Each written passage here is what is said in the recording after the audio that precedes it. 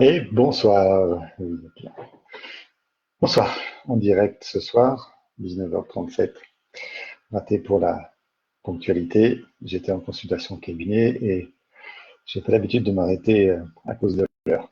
Plutôt pour quand c'est fini. Bref, nous voici ce soir en direct et en live avec vous-même pour parler de la honte.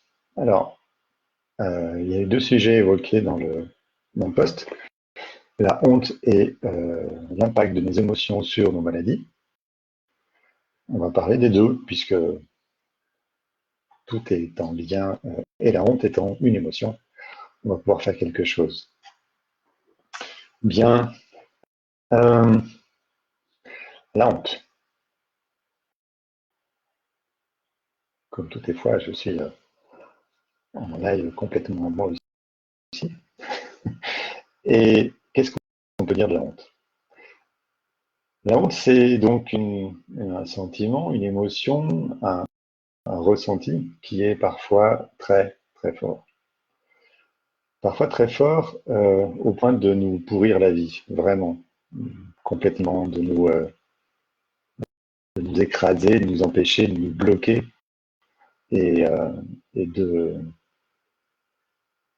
et de nous paralyser, certaines fois. Bonjour Caroline. Caroline, c'est vous qui posiez la question sur la honte, donc on va pouvoir peut-être discuter un peu plus en direct. En tout cas, observer des choses en direct. Euh, je vous invite, comme d'habitude, tous et toutes qui êtes là, je le répéterai encore, je vous invite à poser vos questions dans le chat, à poser vos remarques dans le chat et à participer activement. Plus vous participez, plus vous venez porter votre avis, vos questions, plus ce sera riche et plus je me régale. Du coup, la honte, qu'est-ce que c'est? Ça vient d'où? Qu'est-ce qu'on peut y faire? euh, Quels sont les différents types de honte? Parce qu'il y en a beaucoup. Ils ont tous un point commun. C'est pas une émotion qu'on a naturellement, que l'enfant a naturellement, la honte. La joie, la colère, la douleur, ça c'est des émotions naturelles chez l'enfant. Mais la honte, non.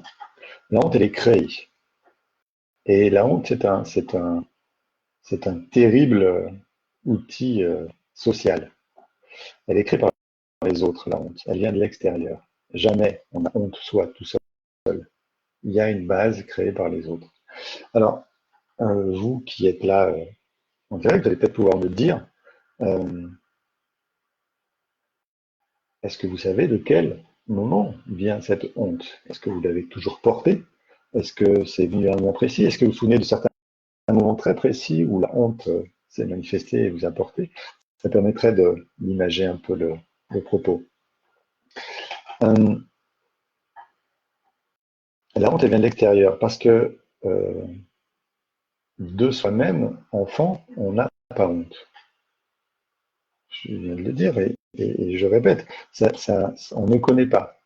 C'est parce que les gens à l'extérieur portent un regard critique et jugeant sur nous qu'on apprend à avoir honte, qu'on nous nomme ce sentiment-là, cette émotion, et qu'on nous fait la ressentir. Naturellement, on n'a pas. Les gens qui ont une grande confiance en eux ne connaissent pas la honte. Ah, il y a une piste déjà. Pourquoi j'ai honte? Parce que quelque part en moi, bonjour Marietta, quelque part en moi, j'ai, comment je vais dire, j'ai le programme de dévalorisation. Si je suis capable de me dévaloriser, oui, potentiellement, je peux avoir honte certaines fois. Parce que je n'ai pas confiance dans ma valeur. La honte, c'est quand je fais quelque chose dont je ne suis pas fier. Pas fier par rapport aux règles de la société. C'est tout. C'est que les règles de la société. C'est que l'attente de papa. C'est que l'attente de maman. On attend de moi des choses, je ne les fais pas. j'ai honte. On attend de moi une, une présence, on attend de moi une image, je ne la tiens pas, j'ai honte. La phrase « tu devrais avoir honte ». C'est terrible cette phrase. Pourquoi je devrais avoir honte?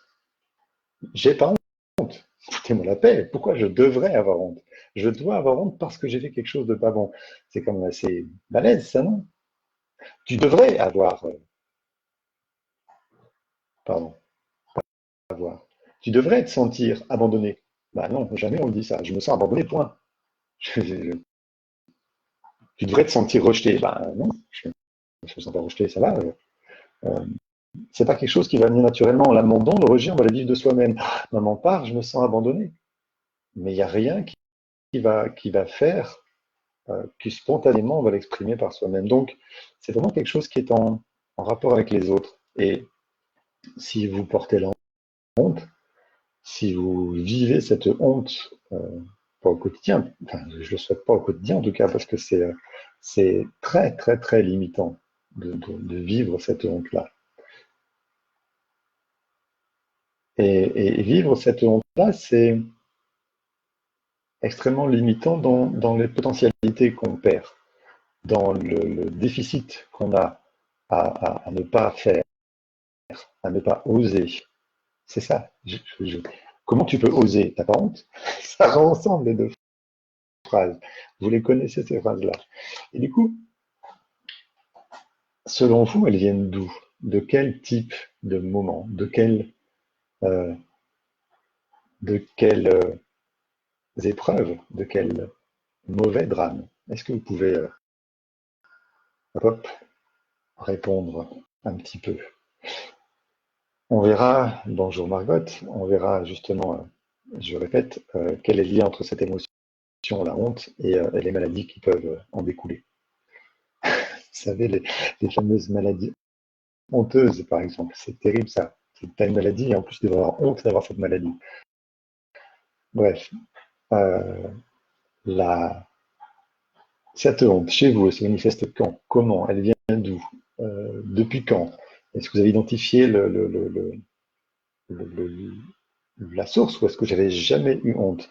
Donnez-moi un peu vos avis, qu'on puisse partager, échanger. Même si c'est qu'un chat, allez-y. Et alors, je parle des maladies honteuses, mais elles n'ont rien à voir avec la honte. C'est les maladies qui elles-mêmes sont honteuses. Ok? Alors, je voulais parler des maladies qui sont déclenchées par la honte. La honte nous parle d'image de soi.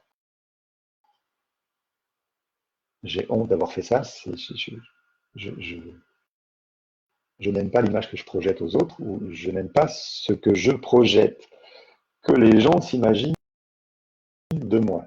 C'est tordu quand même. Hein. Ok? Je, je, je pense à ce que les gens pensent de moi. Déjà, rien que ça, à la base, c'est pas normal. Euh, pour stopper cette honte,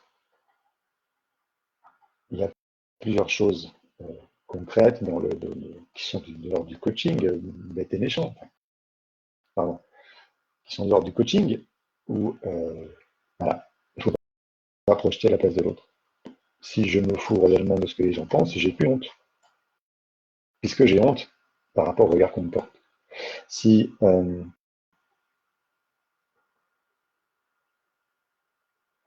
je fais attention à l'image que je donne, je peux avoir honte, puisque cette image ne peut pas être forcément toujours adaptée à tout le monde dans tous les instants de ma vie. Ça va faire des gens qui vont s'habiller, qui vont faire attention à leurs habits, qui vont faire attention à tout ça. Caroline, par exemple, quand on ne se sent pas à la hauteur, pas joli, pas efficace, pas en couple, pas d'enfant, des choses comme ça fait honte. Ok, on ne se sent pas à la hauteur de quoi? De l'attente des autres. Clairement. Pas joli par rapport à quoi? Par rapport aux autres, ou aux critères que les autres ont fixés. C'est tout. Pas efficace? Pas efficace pourquoi? Pas efficace parce que vous ne faites pas ce qu'attendent les autres. Pour être efficace, il y a un niveau de jugement. Hop, j'y suis arrivé, je suis efficace. J'y arrive pas, je suis pas efficace. Il y a un jugement. Toujours. La honte est toujours un rapport en jugement. Pas en couple. Et alors, pas en couple. Avoir honte de ne pas être en couple. Pourquoi? Parce que les gens vont dire, ah, elle trouve personne. La pauvre. Vous connaissez ça, c'est la pauvre. Ben ouais, c'est la honte, quoi. Elle trouve personne. Elle trouve personne parce qu'elle n'est pas assez bien, mais non, non, non, elle trouve personne parce qu'elle est exigeante. Pas d'enfant, bah là, ça va avec le couple. Alors que pas d'enfant, j'en ai déjà parlé, j'en reparlerai sûrement, c'est vraiment la chose la plus émotionnelle, viscérale possible du monde.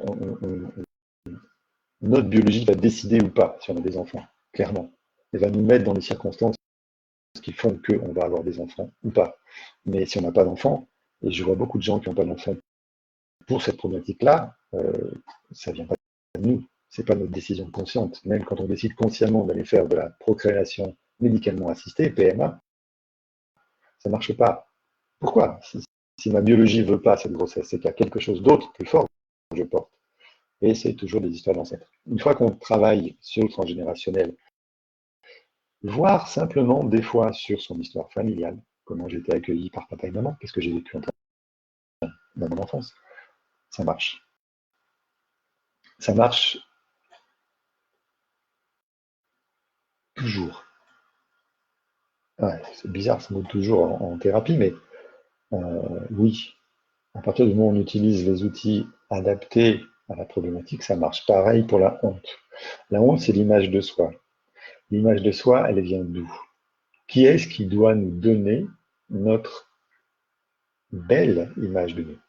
C'est le travail de qui? Là, je retourne dans l'enfance. Ok? D'après vous, il y a papa, il y a maman. Hein, 50% de chance de tomber sur le bon. Qui est-ce qui va vous donner l'image de vous? Et j'ai précisé un petit peu pour que ce soit plus facile. Sur quel plan? Vous êtes pas mal.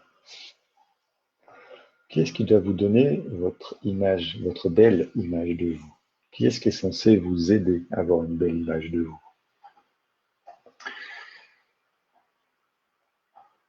5, 4, 3, 2, 1. Pas de réponse. Pas de réponse. Pas de réponse parce que c'est compliqué. C'est une question piège. En fait, les deux, papa et maman, mais dans des schémas et des zones différentes. Maman, ah, les parents. Les parents, oui, Caroline, à la base, principalement les parents, puisque socialement, je vais refaire un peu de redite, mais euh, on n'est pas tout seul dans un chou, dans un jardin, à grandir tout seul au milieu des plantes. On est des êtres sociaux qui vivons dans une famille, et notre première société, c'est notre famille proche. On va apprendre les règles sociales de nos parents. Donc, on va apprendre l'image de soi de nos parents. Et les parents ont parfois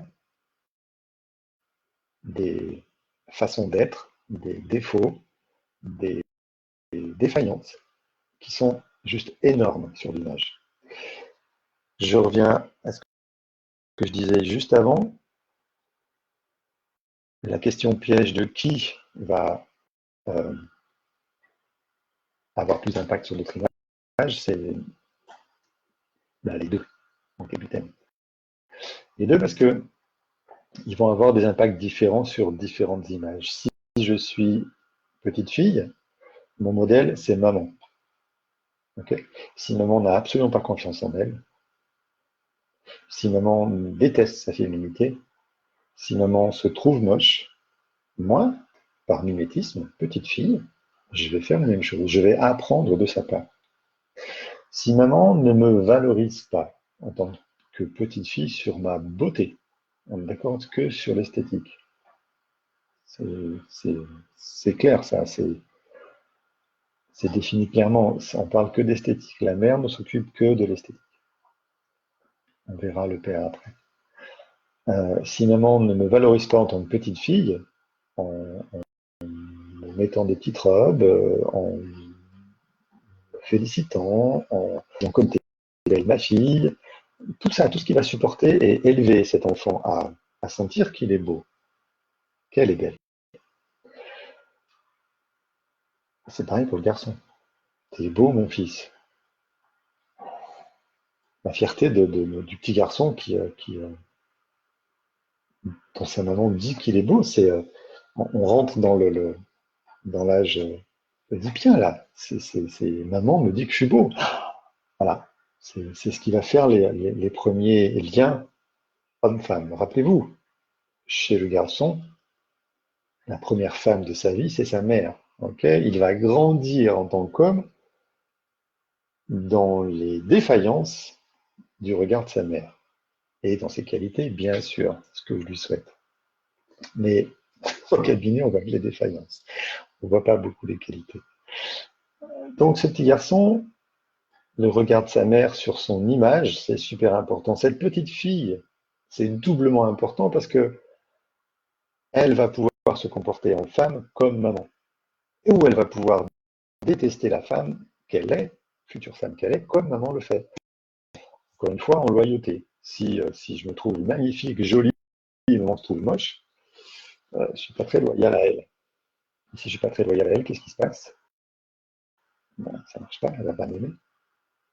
Rappelez-vous, on a eu plusieurs fois la loyauté aux parents. Donc pour me faire aimer de maman, ben, je vais me trouver moche. Oui. Ok, ça c'est l'image. Maintenant, il y a la valorisation. La valorisation, c'est papa. C'est papa qui valorise son enfant sur euh, ce qu'il est, sa valeur sociale, il va donner. La mère donne la valeur de l'amour. Je t'aime, telle valeur d'amour, donc tu es plus ou moins aimable. Okay, tu as plus ou moins de qualité aimable, de qualité d'image. Et le père, c'est sur la valeur sociale. T'es nul, tu vaux rien, euh, fils d'abruti, celle-là elle est bonne. C'est pour faire rire, mais ok. Euh, T'es vraiment bon à rien, t'y arriveras jamais, regarde comme t'es habillé, t'es moche. Voilà. Ou simplement, ça c'est le pire, ok. Mais ça peut être simplement aussi, je te regarde pas. La petite fille qui montre sa robe qui tourne à papa, et papa qui fait pas de remarques et continue à faire ce qu'il fait. Aucun intérêt à l'esthétique de sa fille, aux efforts qu'elle fait pour ressembler à maman. Pourquoi? Pourquoi la petite fille doit faire des efforts pour ressembler à maman? C'est son mimétisme, ok, elle apprend, d'accord. Mais rappelez-vous, Oedipe, je suis amoureux de papa quand je suis une petite fille. Et pour que papa m'aime, ben, il faut que je ressemble à maman, puisqu'a priori, maman, il l'aime. Donc, je dois ressembler à maman. Donc, je viens montrer à papa comme ma robe, elle est belle, pour me faire aimer par papa. Sauf que lui, bah, il ne sait pas faire. Il ne sait pas valoriser, il ne sait pas regarder, et il est peut-être mal à l'aise face à sa petite fille qui fait des choses un petit peu qui le dérangent, parce que c'est une séduction qui se passe là. Et le père peut être très, très, très handicapé par cette séduction, parce que dans sa tête, séduction égale inceste. Si dans sa tête, séduction égale inceste, c'est aussi parce que son histoire est remplie d'inceste. Et c'est ce qui va faire que ce père ne va pas accorder d'importance à sa fille dans, dans son identité de fille. Identité, simplement. Hein. Je ne parle pas de sexualité, c'est identité de petite fille qui va devenir future femme. Cette petite fille, pour grandir, elle a besoin du regard de son papa. Elle a besoin d'un regard bon de son papa. Elle a besoin d'amour pur de son papa. Si son papa a peur de la regarder parce qu'il pense que ça va être incestueux ou pris incestueusement, il ne va rien donner comme regard à sa fille. Il ne va pas la valoriser, il ne va pas la regarder et il ne va pas la considérer. Donc cette petite fille, ben, elle va tout lui manquer.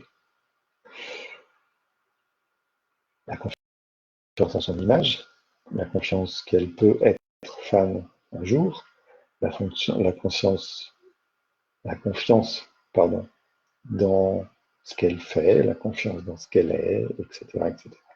Ça fait des générations de petites filles qui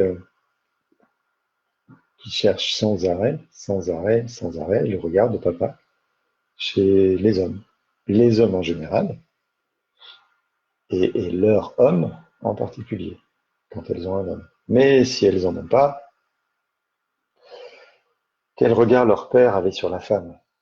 Est-ce qu'il était valorisant? Est-ce que leur père valorisait leur mère? Est-ce qu'il lui disait, chérie, t'es magnifique et je t'aime? Une petite fille ou un petit garçon qui entend ça, c'est pas la même chose pour le petit garçon, mais une petite fille qui entend ça, c'est waouh, papa, il aime les belles femmes. Okay. Et quand il dit à moi, t'es jolie, pouf, je prends de la valeur. Par contre, si papa dit jamais rien à sa femme, s'il la critique, s'il la démolit, s'il a ce comportement de mufle qui est malheureusement courant, sa petite fille va recevoir ça. Les hommes ne s'intéressent pas à moi. Je ne suis pas intéressant, donc je n'ai pas de valeur en tant que petite fille. Et bah, j'ai honte de mon image. Je ne suis pas à la hauteur du regard de papa. C'est aussi simple que ça. Le regard de papa va me donner une valeur sociale. S'il me regarde, s'il me valorise, je suis à la hauteur. S'il ne me regarde pas, s'il ne me valorise pas, je ne suis pas à la hauteur. Donc, si je ne suis pas à la hauteur, bah, je peux avoir honte. Ça peut être pire si papa regarde les autres femmes que maman. J'ai vu ça des fois. Le mari félicite sa femme, ça, pardon, démolit sa femme sur son physique, t'es grosse, t'es moche, avant de t'habiller comme ça, etc., etc. Et son regard, ses valorisations vont vers les autres femmes. Regarde celle-là, comme elle est belle, j'adore cette femme-là, etc., etc. Ça peut être très mal vécu par les petites filles. Les petits garçons vont faire du mimétisme simplement sur le comportement de papa et vont apprendre à dénigrer leur épouse parce que c'est normal, papa le faisait, donc je le fais. Il n'y a pas de honte là-dedans, il n'y a rien du tout. Les petits garçons vont avoir honte de leur beauté quand maman ne les a pas encensés. Donc d'eux, hein, en fait. Et leur beauté, c'est quoi? C'est purement physique et abstrait. On n'a pas de jugement et de critères de beauté, sauf aujourd'hui, aujourd'hui depuis longtemps, avec les magazines qui permettent malheureusement ce truc. Pardon, bonjour Béni. Mais globalement, on est beau pour quelqu'un, toujours. Et on doit d'abord être beau pour soi-même. Mais pour pouvoir se porter un regard de beauté, il faut que nos parents aient nourri ce regard-là en premier, notre père et notre mère.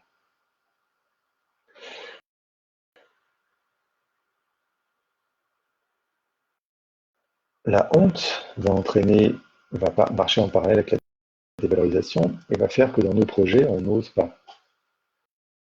On n'ose pas parce que si jamais je me plante, ben, j'ai honte. Mince, ça c'est papa. C'est papa qui n'ose pas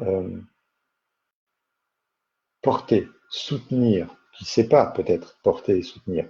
Et du coup, qu'est-ce qu'il fait? Ben, dans le meilleur des cas, rien. Il dit rien, il ne supporte pas, il ne soutient pas. Et dans le pire des cas, c'est pas assez. Tu aurais pu faire mieux. Si c'est pour faire ça, c'est pas la peine, etc., etc. Il faut ce soutien inconditionnel du père pour oser et ne pas avoir honte, c'est-à-dire ne pas avoir été critiqué quand ça a échoué. Le père qui dit, je te l'avais bien dit, c'était n'importe quoi, ça c'est fort. Parce que non seulement je t'ai prévenu, tu m'as pas écouté, mais en plus ce que tu fais c'est n'importe quoi. Donc, ok, pourquoi je continue à faire des projets, pourquoi je continue à monter des choses si s'il n'y a rien qui se passe de mieux? C'est pas intéressant. Ok, 20 heures. J'ai 20 minutes que je parle de qu'est-ce qui se passe et des causalités et d'où ça vient. Comment on change ça? Plein de choses, du coaching de vêtements pour son image, du travail de revalorisation, du travail sur le regard des parents, sur dépasser tout ça. Euh,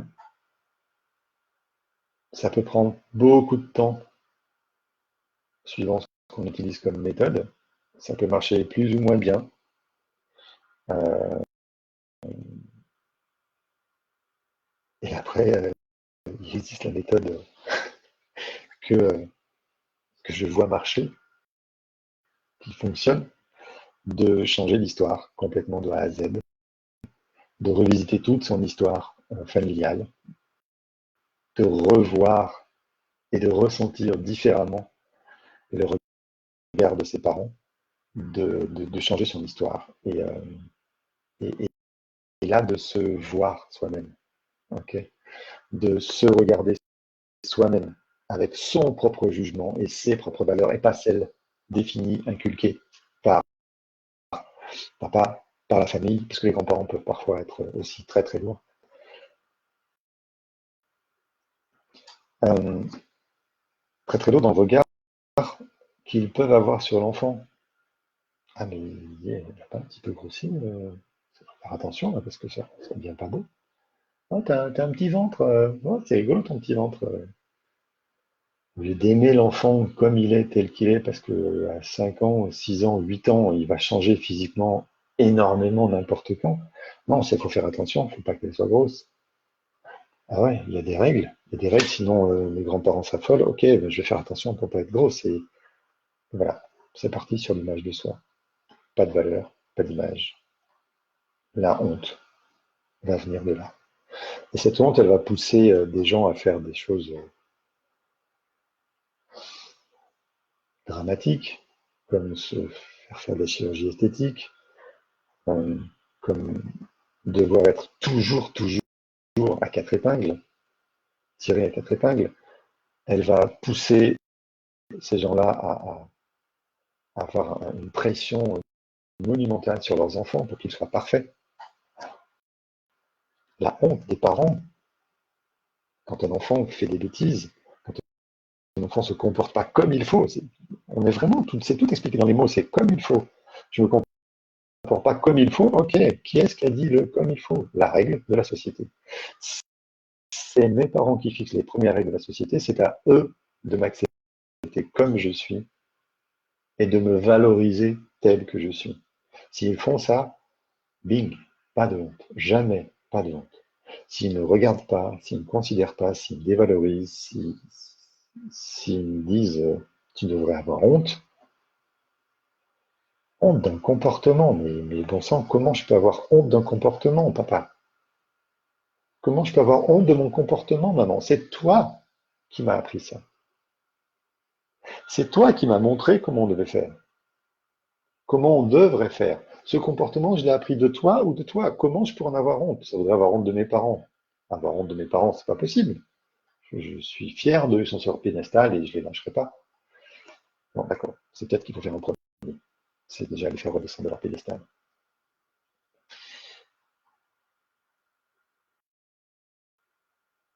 Et ça fait partie du travail que je propose sur les parents et sur la famille, c'est d'abord regarder en face ce qu'ils ont fait, regarder en face ce qu'ils n'ont pas fait. Oui, ils y pouvaient rien, parce qu'ils ont été élevés comme ça. D'accord. Mais ils l'ont fait. Ils n'ont pas du tout écouté vos besoins, ils n'ont pas du tout écouté vos envies et votre identité. Et voilà, ils ont fait une catastrophe en croyant bien faire. Mais c'est pas pour ça qu'il faut les laisser faire et les laisser faire aujourd'hui, hein, parce que des fois ça dure. Mais il ne faut pas pour ça qu'il faut les pardonner. Pas encore. On pourra les pardonner après, quand on aura fait un premier travail de reconnaissance de ce que l'enfant a vécu.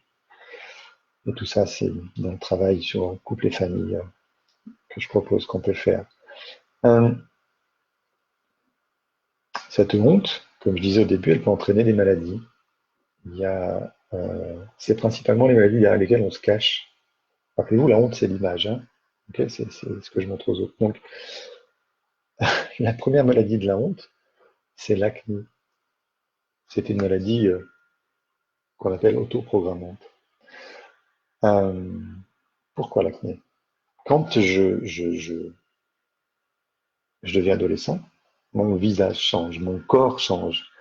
Et si je ne suis pas accompagné par mes parents dans ce changement, si on ne m'a pas expliqué comment ça marchait, si on ne m'a pas raconté ce que c'était que la nature humaine, qui va faire que j'ai des poils qui poussent, que j'ai des seins qui poussent, que ma voix change comme ça, je peux avoir honte. Et si j'ai honte, je dois me cacher. Ok. Vous connaissez la phrase, hein, j'ai eu envie de me mettre dans un petit coin. Voilà, c'est pour se cacher. Se cacher biologiquement, comment on fait? Eh bien, juste l'acné, c'est parfait ça. L'acné, ça va mettre des boutons sur la tête, devant notre visage, qui vont nous cacher des autres. Ouais. Sauf que cette solution biologique que notre biologie a à l'adolescence, elle est dévastatrice parce qu'on va avoir honte de ces boutons. Ok. Donc là, il faut repartir sur la source de la honte. La source de je suis pas à la hauteur et je suis dévalorisé. J'ai fait ça avec une jeune fille qui était couverte d'acné à un point horrible et douloureux et médicalement très difficile. Et ça a bien marché. Très bien marché si on est remonté à la source de je ne suis pas à la hauteur.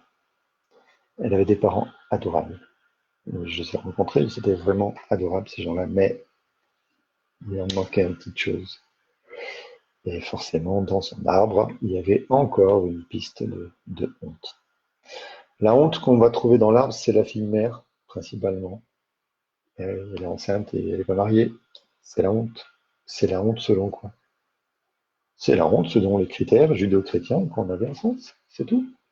C'est tout. C'est tout. C'est tout. Elle a fait l'amour avec un homme qu'elle aimait, elle est enceinte. Quelle honte à ça? Au contraire, soyez joyeux, parents, d'avoir une fille vivante et qui aime la vie. Ces maladies avec lesquelles on va se cacher, c'est des névus, c'est des taches, c'est tout ce qui va modifier en fait notre peau. On va cacher ça. On va cacher quelque chose. Alors, il y a des fois, c'est l'épiderme, hein, c'est toutes les maladies épidermiques. Une maladie dermique, c'est autre chose, c'est la soudure. C'est un conflit de souillure, c'est pas un conflit d'image, de honte. Donc tout ce qui est derme, zona, etc., c'est autre chose. Mais tout le reste des maladies qui vont nous cacher sont à la source un problème de honte. J'ai honte de. Quoi dire d'autre? Eh bien, je vais vous laisser allez, 30 secondes en parlant d'autre chose. Et je vais vous laisser 30 secondes pour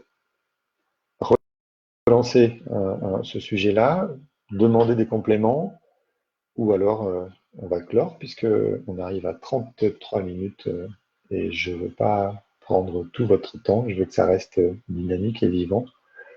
Je ne fais pas des conférences d'une heure. C'est le plaisir de partager avec vous ce que je sais sur la honte, ce que je sais sur les maladies qui parlent de la honte, et surtout sur les moyens d'y remédier. Les moyens d'y remédier, c'est globalement repasser en valorisation, sortez de la dévalorisation. Et pour ça, utilisez tous les outils que vous voulez, qui sont à votre portée, qui vous parlent, qui sont à vous, c'est votre chemin. Je ne suis pas le seul à en proposer. Mais disons que les gens qui sortent du stage, comme vous le verrez bientôt, là, j'ai les vidéos du dernier stage où j'ai eu plein de témoignages vidéo, c'était cool. Et j'ai les vidéos du dernier stage où les gens parlent de ce qu'ils ont vécu et waouh, c'était vraiment un très bon stage et je me suis régalé. Et c'est bientôt en ligne. Pas de questions, les 30 secondes sont passées. Et bien dans ce cas-là, je vous dis à la semaine prochaine. N'oubliez pas de poster un sujet dans l'événement live avec vous-même, soit sur ma page perso, soit sur ma page pro. je fais le double à chaque fois, puisque malheureusement, je dois faire ça, puisque vous n'êtes toujours pas tous abonnés à ma page pro. Ça simplifierait beaucoup de choses. Ah, peut-être une question? Merci Caroline pour ces remerciements pour ce live. C'est moi qui vous remercie d'être présent. C'est intéressant de le faire devant vous en direct. C'est un exercice intéressant. Je vous remercie. À bientôt. Écrivez vos sujets dans les événements du live et vous aurez peut-être comme Caroline ce soir, comme Margot la semaine dernière, comme je ne sais plus qui les 8 autres fois, les 9 autres fois, parce que j'en ai emmené 11, votre réponse personnalisée dans ce live avec vous-même. À bientôt. Merci. Au revoir.